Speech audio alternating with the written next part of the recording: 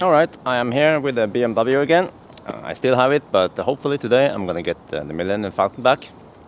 So I've been getting some comments on the previous video about this review. Well, okay, I have to admit I wasn't too much prepared, but I think that was also one of the points that it was a loaner. I didn't spend too much time, figuring out how to use it. I want to see if I can use it without like reading the manual or doing something like that. So I'm gonna give it a better review now, because I actually did some time figuring out things and reading the manual.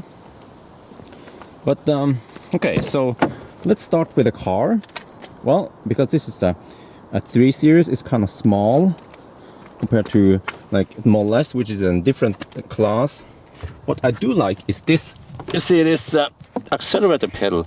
It's hinged to the bottom of the floor. I love it. On the Model S, it's like on the top like this. So, well, okay, I'm not a race driver, but I believe race drivers find this useful for, I don't know, doing something like the heel and toe brake, something, I don't know. Yeah, but I like that. As for the seats, they are well, they have really good side support, so when you are driving on windy roads, it's useful. This is something Model S doesn't have. This one, it's the I don't know what you call it, but you know what I mean. So Model S should definitely get it, and lots of people, Model S owners, have been complaining that they need this extra support. I think it's for long people with long legs. Let me go to the back. I'm gonna show you something cool. You see here, it has Panorama Roof. So if we go to the back here, I'm just gonna open the Panorama Roof to get more light in here. So, oh, the car is inactive now. Shit, hang on. Oh man, I'm fiddling with this again. Had to go in the front, I guess, and somehow activate the car. Or, I don't know, so there's a button here for Panorama. How do I activate the car? okay, hang on. Maybe I have to start it. There we go. There you go. Okay, now let's stop. So I will go to the back to show you better that one. I'm gonna do this unedited video because I don't really have time for it. I'm still trying to finish the 70D review. But you see, the inner roof is pretty nice because it shields you from the noise, especially in tunnels, and it also shields you from cold in the winter. So I like that. My previous car E61 also has it. Most BMWs, station wagons, they have it, and you can also open it like this, and there's an even further step here, all the way open. This one doesn't open all the way like the BMW 5 Series, but it's still pretty good. You get this nice space, roomy feeling back here. Okay, I'm gonna close it for now. So let me see, does it go all the way back? Okay, now let's talk a little bit about the rear seats. The rear seats in this one, even an inexpensive 3 Series, is a lot better than Tesla. So you know why? It has adjustable headrest. Well, okay, how do you adjust it? But you get my point. They are adjustable. Same with this one. See, you can, if someone is sitting here, you can probably there. But I want to have rear visibility, so you can just flip it down. This type of stuff doesn't Tesla, even today, 2015, Tesla doesn't have it. Why the heck do you not implement it? Oh, okay, that's how it works. Oh, okay. But you should also be able to. All right. Anyway, and look, it's even smarter than that. You can open this part, which most modern cars today can do, and you can put long items like skis or, I don't know, something long here. Not only that, but it has a built-in rear center console. See, there's a cup holder and everything. You can use this as a table.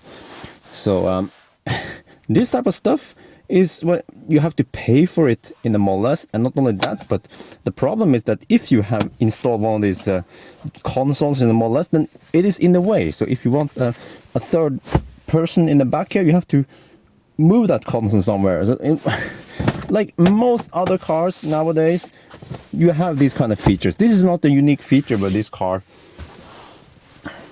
And here is also another nice feature.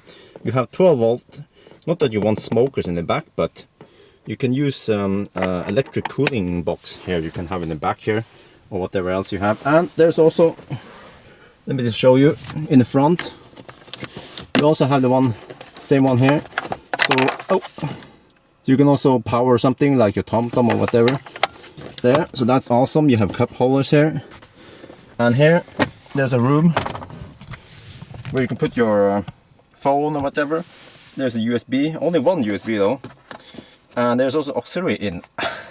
That same thing is, why doesn't Tesla have it? Because sometimes you want to listen to your phone or something with a cable, but the only way to do it with the Tesla is connected with Bluetooth. And that sucks some extra battery. So that's a bit, yeah, that's a nice feature with this one. So I'm going to show you the back. Oh yeah, by the way, same with this. You see, we have handles here. We have handles on all four doors. And not only that, but in the back, you also have a hanger, so you can put your suit or jacket or something here. Your dress could be hanging here. So these handles, Tesla doesn't have it. Why don't you install it?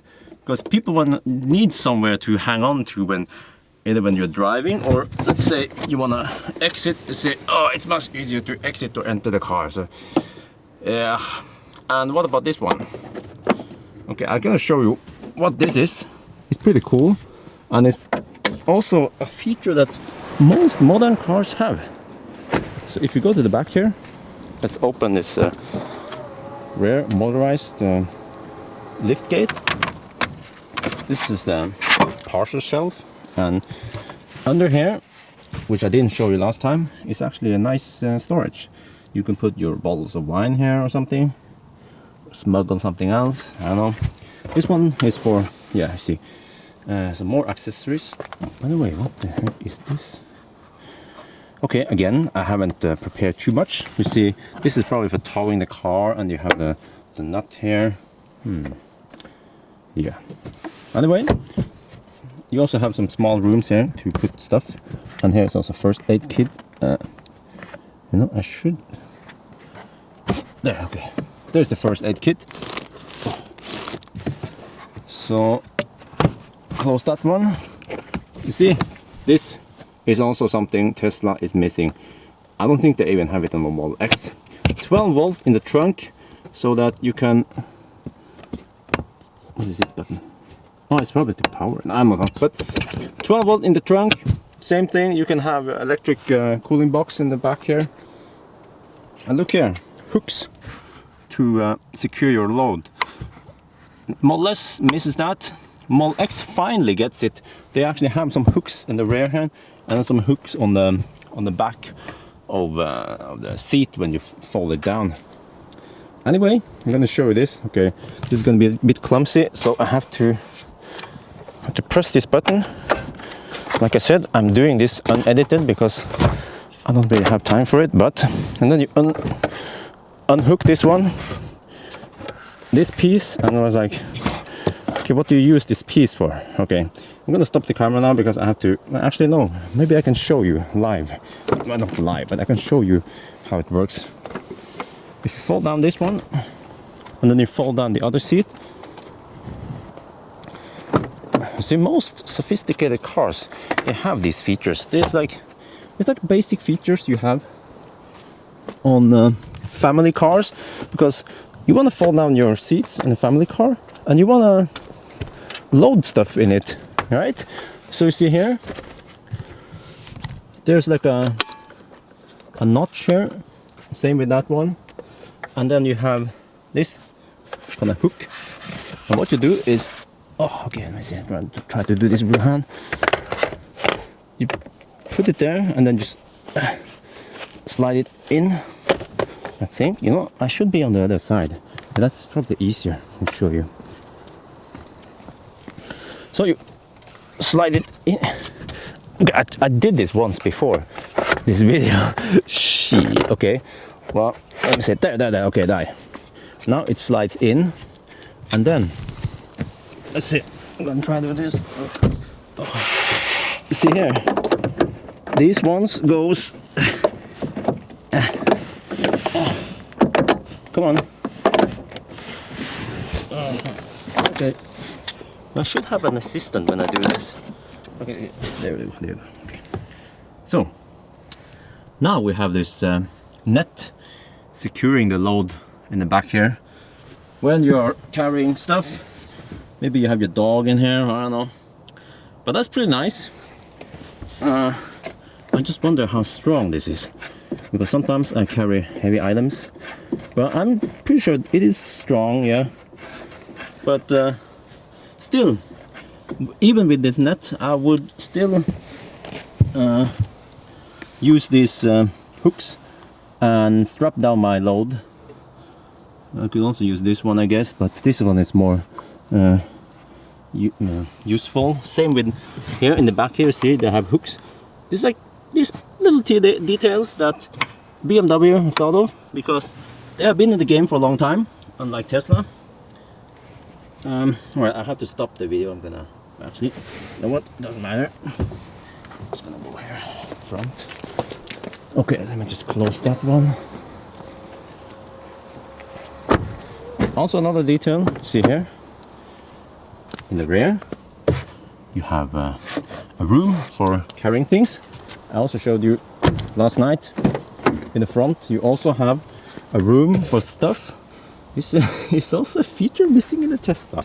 So, you know, I'm making it sound bad now with all the missing features in the Tesla, but I've been talking about this for a long time. Maybe you guys missed it. That the interior of the Tesla is lacking some like useful elements that most other cars have. Okay, let's see. Can I show this one? And you see here, what is this thing called? But you know what I mean. This one, the sunshade or something. It is so huge, like most cars. It is huge. It is like this. On the Tesla, it's almost half. It's so tiny that my wife, who's kind of small, she has problem during low sun. That you know, she's not that tall, so most people will be sitting over here, but she's maybe like down here, and then she doesn't get the enough cover and then shade from this. So I hope they will improve it one day. And also this one is really classy. Like this, you have a sliding, yeah, you know, you have a sliding door, and then you also have light. So that's nice. Tesla more or less is also missing that. And again, you know, okay, this was not too classy. Yeah. But that's also something that Tesla is missing. So people who say that Tesla more or less is a luxury car, it isn't. Mercedes S-Class is a luxury car. Mercedes Maybach. BMW 7 Series is a luxury car. Not Tesla more or less. At least that's not my opinion. Another thing I like is the sound of the door closing. Oh wait, that wasn't too, I meant it to be. Okay. Let's try again. Yeah, and you see, we show from the outside. You see that sound? That is the sound of premium vehicle. Okay, so that's the good stuff. I still have to. There were some things I didn't test out. So let me show you here. I'm gonna start the car. That's how you fire up the navigation, and then I can stop it again. So to enter a destination, it was actually easier than I thought. This button, I mean this iDrive, this is, as far as I know, it's a second generation iDrive. The iDrive I had on my previous car, E61, was the first generation. It wasn't that sophisticated. Okay, and what this has is you can actually draw letters on this pad. So it's like a multifunctional. You can twist it like this. You can press a button. You can also, there's also some side buttons here, and you can draw here. So I'm going to show you here how it works. So if I go to, let's see. No, wait, not menu. Okay, sorry. If I go to navigation, like this, destination input. Okay, so let's say I want to navigate to where I live. Then I can just press this button here, enter, like this, okay. And now I can draw. Okay, show you here. Oslo. O. S. S. L. L. Yeah, you see. So, oh wow, that is impressive. Okay, it is a lot faster than fiddling like I did yesterday. Street. Okay, let me try. Recognize it. H. Okay. A. U. G. Okay, there you go. Now you get some suggestions. So it's Haugerudveien, all right, and then house number. Yeah, I could of course use the scroll, but I just want to draw it. 8. 6. So now you know where I live, so you can knock on my door and like, shit, Björn. Yeah. So that's still a lot better than yesterday, but if you try to enter an address in Google Maps on your phone, you will see that it is a lot faster, and it takes about 10 seconds.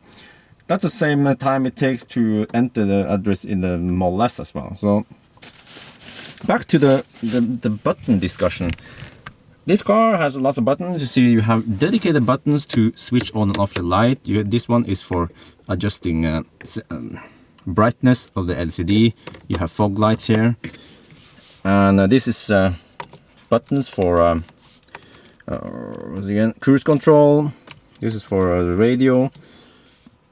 I haven't tried too much of this. Okay, so you can switch some stuff here, and you also have dedicated buttons to adjust heating, air conditioning, and all that, and also some buttons for the stations. So it is great, I would say. I mean, I'll show you this one. This is my Nikon D7000. It's kind of old. I like that it has buttons, because once you get used to the buttons, it goes like reflex. You know which buttons to use to press, yeah, to operate the item. But there are certain things that is not that fast. So let's see, I'm going to show you here. If you go to the menu and you want to comment a picture, which is something I rarely do, but just an example. Okay, so if you want to input a comment, it's not as smooth as the iDrive, of course. We see, okay, so does it wrap? Okay, great picture. Yeah, this is so 1989. Alright, okay. Oh, I should have used lower let. Oh shit. And well, I want to enter a space. How do you do that? Oh, is that a space? Oh yes, it's a space. So it is so clumsy compared to if you had a touch screen and you could just, and you maybe get some suggestions. So if you misspell, you get, yeah, you know what I mean. So this type of thing is so clumsy if you don't have touchscreen. And the same thing goes with navigation. I think that because it doesn't have a touchscreen, it is a serious drawback. There's something else I wanted to find out yesterday. Was that when you go to navigation? Okay, right, hang on, okay. No, okay. Sorry, because I'm not too used to this, so that's why I'm a bit fiddling around. Because people who drive the car, actually own and drive the car, they will know how to operate it. What? I want to see the map. Okay, that is weird. I enter navigation and okay, so I'm still in the destination input. All right, let me just accept destination and then start guidance. Let's try that. And you see, here's the map, and if I use this scroll like this, I can zoom in or out. If I move it sideways like this, then I will enter the menu. So what I want to do is to scroll around in the map, which I do quite a lot. And the way to do that is to go to interactive map. And now you're in interactive map mode. And now you can move around. Let me see, there is it. Okay. You can move around like this. So that's useful. But you can only go one axis at a time when you come on there. But you can also, you see, here's the trick. When you move this sideways, you also scroll. So let me show you here what happens. If you move sideways, okay, let's go this way, and then you scroll, you see? Yeah, but oh wow, so you can only go 45 degrees up and low. So that's kind of limited. I mean, why did, okay, but you see, so it is useful, but still not very intuitive and fast as is if I could just do this and then go like this, like on a smartphone. So as for navigation, it is a drawback in my opinion. And why do I talk about navigation? Because I pick up tasks, I visit people I don't know a lot, so I use navigation a lot, and then I have to enter lots of addresses. So for me, the navigation is a big deal. It might not be a big deal for other people. Oh, this video is pretty long. Oh shit. Let me see. Sorry. Done with that. So I think the last thing I'm gonna talk about is this one, the gear lever, the gearbox. It might have gotten some bad, like, I mean, might have came out wrong, but I'm not used to this. But once I gotten used to it, it's pretty intuitive. So if you start the car and then you have to put this one in, well, so it's a lock button, which is good because if you accidentally bump into it, you don't want to set the car in drive, so that's good. And but if you want to set it in drive, you do it like this, you know. Now it's in drive, and then well, I want to put it in park like this again. And it also has a mode where you can, well, I think you have to enter drive first, then you can go to this one, manual mode, and then you actually use up and down to change gear manually. So that's kind of cool. I like that. I haven't used it though. So I'm going to put it in park again. Okay, and switch off the engine.